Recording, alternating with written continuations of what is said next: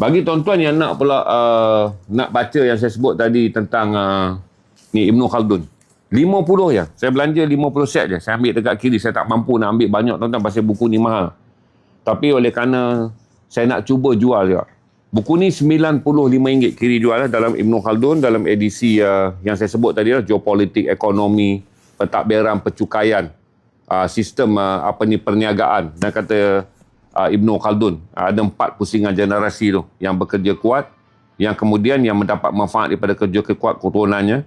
Yang ketiga, menghabiskan gaya hidup kerana mewarisi gaya hidup keturunannya yang dulu kaya tapi dia dah tak berusaha. Yang ketiga ni, yang keempat, dia nakkan terus gaya hidup tapi tak dapat, maka itu dia ambil rasuah, jadi penyeleweng dan bangsa tu rosak. Inilah 4 pusingan bangsa yang digunakan dalam kajian geopolitik dan juga geososial di seluruh dunia. Okay, buku ni dulu saya pernah jual 2,700 buah waktu ekonomi okey.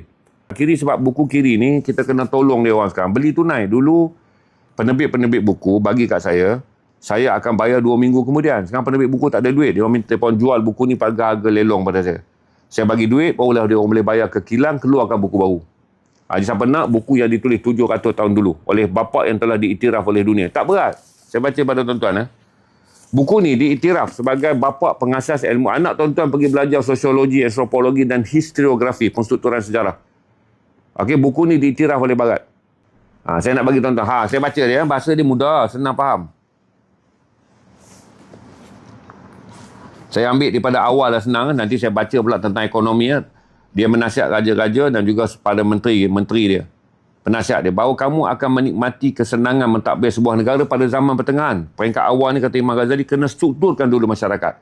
Bila masyarakat tu betul struktur ekonomi, pendidikan, cara mereka berfikir dan hala tuju negara, barulah kemudiannya negara akan dapat hasil. Maka kata Imam Syafi'i, Ibn Khaldun, kena sabar semua pemerintah. Kerana proses mendidik rakyat, menjedarkan rakyat dan membina struktur rakyat tu penting. Pertengahan tu barulah kerajaan tu akan menikmati hasil daripada apa yang dia telah tanam kepada masyarakat dia. Kalau saya baca bahasa dia, nanti orang marah pula sebab dia minta bahasa. Saya bagi Abdul Rahman Muhammad Al-Qaldu, saya baca Amma Ba'du.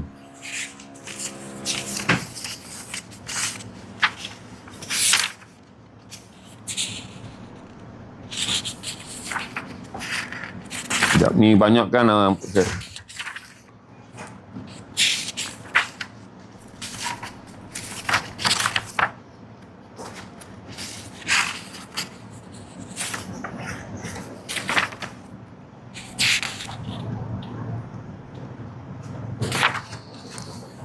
Salah satu benda nota kaki yang saya suka penulis ni dulu, ternyata Ibn Khaldun mengubah fikiran dan memadankan sejarah tentang Timur ke dalam hasil kerjanya yang diusahakan pada peringkat awal. Okay, saya akan pergi pada buku daripada kitab Al-Ibar. Ayat yang pertama dia, sesuatu yang harus diketahui ialah sejarah. Sesuatu hakikatnya adalah maklumat tentang organisasi sosial manusia.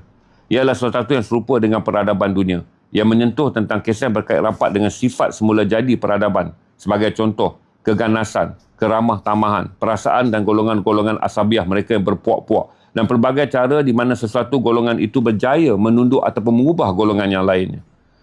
Dan pelbagai lagi cara, dan ia juga menyentuh tentang kekuasaan seorang atau pemerintah-pemerintah yang daripada mereka telah terhasil pelbagai tanda peningkatan kualiti hidup atau kemeruduman, yang kegiatan di dalamnya wujud dalam pelbagai cara pentadbiran mereka. Juga kehidupan kita sendiri dengan ilmu pengetahuan dan pertukangan serta apa saja yang kita pelajari. Ni dengan ilmu pengetahuan dan pertukangan. Kalau kita nak bagi tahu TVET ni, kita dah boleh cerita dah. Itu saya kata kena luas bila baca Ibn Khaldun sebab pada zaman dia kata dengan ilmu pengetahuan dan pertukangan, tak semua orang pada zaman dia, tak semua orang jadi intelek. Tak semua boleh jadi pemerintah. Sebab itu Ibn Khaldun kalau kita baca dengan halus, daripada awal dia dah sebut membina sebuah negara dengan ilmu pengetahuan dan pertukangan pada waktu itu. Kerja-kerja pertukangan penting untuk sebuah negara. Yang pada umumnya setiap manusia melakukan sebahagian daripada kegiatan usaha ini dengan cara kebolehannya sendiri untuk membangunkan sesuatu tamadun. Dan begitulah seadanya. Berarti kalau tuan-tuan baca dalam konteks ni, tuan-tuan ambil bulatkan dalam, dulu masa saya baca buku saya sendiri, saya ada bulatkan perkataan tu. Saya kata rupanya Ibn Khaldun dah susun lah. Sebuah masyarakat bukan melahirkan orang cerdik je. Maka itu ada bulat dia letak. Saya bulatkan situ. Pertukangan. Sebab zaman dia tu kerja kilang, kerja mesin, tukang besi. Kita ni sekarang TVET, teknologi. Baru saya tahu, rupanya daripada dulu dia dah nampak bahawa satu masyarakat besar yang dia pantau daripada tanah Algeria dan sampai ke Cairo, iaitu Empire Islam yang besar pada zaman dia tu, 1377. Sebab dia start merantau pada usia tu sebelum dia wafat 1406. Dia nampak pertukangan. Barulah saya faham, rupanya dia dah bercakap tentang aspek industri yang paling besar dalam Islam, bukan sahaja pertanian dan pemerintah. Bukan sahaja cendekiawan, tapi orang-orang yang bertukang adalah salah satu daripada struktur sosial yang penting.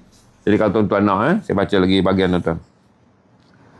Dia susun 6 perkara dalam pembangunan negara. Lepas tu dia kata yang pertama tadi, salah satu daripada, dia bagi ada 6 prinsip pembangunan negara. Sesuatu yang tidak lazim dan tidak akan, dia kata salah satu sebab ialah pendirian tidak mahu terlibat, menyebelahi ataupun mana-mana pendapat. Jika sekiranya seorang itu tidak memihak sewaktu menerima sesuatu maklumat, ia akan menyumbang kepada satu pendidikan yang kritis.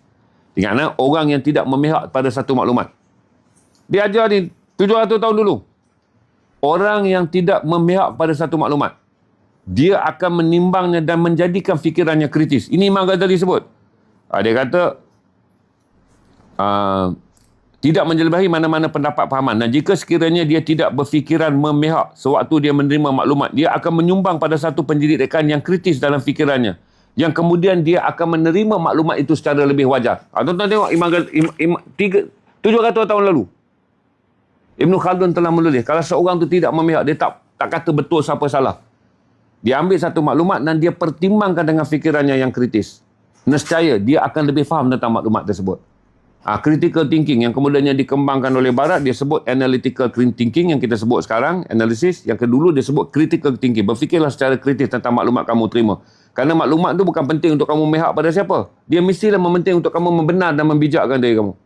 Jadi setiap ayat dia ni tuan-tuan, kalau kita baca dalam buku yang tuan-tuan kata tebal ni. Saya dulu duk jual buku ni, saya perli. Saya kata apa, mereka tak membeli dah buku ni. Dia takut nanti kenapa si KKB tu marhum. Dia jatuh buku tinggi, jatuh, kena kepala dia mati. Sebab apa? Dia baca Ibn Khaldun, buku tu berat. Bukan berat buku ni. Setiap muatan ayat Ibn Khaldun adalah ilmu. Orang tu kata, mati memang matilah buku Ibn Khaldun, setiap paragraf ada ilmu. Mulialah dia mati ditimpa buku Ibn Khaldun. Dulu saya sakit hati juga buku ni kan. Kalau review dia kena panjang, orang tanya macam-macam. Saya dah tahu dah ni buku hebat sebab anak Tuan Nabi, anak Tuan Nabi dengan rakan Max Weber, anak Tuan Nabi dan Max Weber. Waktu mereka menulis sejarah Eropah moden, orang kata sejarah Eropah moden yang mereka tulis pada tahun 1940-an itu sebagai kajian terlengkap. Anak Tuan Nabi ni kata, Profesor anak Tuan Nabi kata, jangan, kami menyalin semula semua struktur pensejarahan Eropah berdasarkan struktur pensejarahan Islam yang ditulis oleh Ibn Khaldun. Itu saya jelaskan pada tuan-tuan untuk tuan-tuan pergi. Sebab ketujuh, saya lompatkanlah. Sebab ketujuh yang membenarkan kepalsuan itu dapat dihindarkan adalah yang terpenting daripada sebab-sebab yang disebut adalah ketidakketahuan tentang sifat perkara yang benar. Kata dia sifat ketujuh yang membenarkan kepalsuan tu. Orang yang menerima benda ni dia boleh terima dan dia boleh terima fitnah. Kerana dia tak tahu sifat yang benar tentang sesuatu kejadian tersebut. Jadi senang, benda yang kita tak tahu, kemudian orang datang, maka kita terima bulat-bulat. Maka orang yang bodoh saja yang boleh difitnah. Dia dah cerita dah tentang sifat maklumat. Jadi kata dia, setiap peristiwa atau fenomena, baik yang berhubungan dengan intipati maupun yang disebabkan oleh perbuatan, jika kamu tidak pasti mempunyai hal semula jadi khas tentang kejadian tersebut, ataupun keadaan-keadaan yang dikaitkan dengannya, maka kamu jadilah seorang pelajar. Kalau datang satu maklumat tu pula, tak tahu apa, balik jadi pelajar. Kaji maklumat tu, baliklah pada tabayun. Jadi saya bagi tahu kata, untuk tuan-tuan baca buku ni, dia agak berat. Tapi saya rasa, baca sikit pun tak apa. Cerdik sikit, jangan baca sampai semua. Nanti cerdik macam Ibn Khaldun pula. Pakai serban jalan rata, kiri kanan, lintas jalan, berhenti kat lampu stop, duk angkat buku ni. Dia panggil kecerdikan mendadak. Sebab Ibn Khaldun ni, lahir 1332. Menjadi ilmuwan pada 1360-an. Dia wafat 1406, dia masih lagi menulis kitab dia.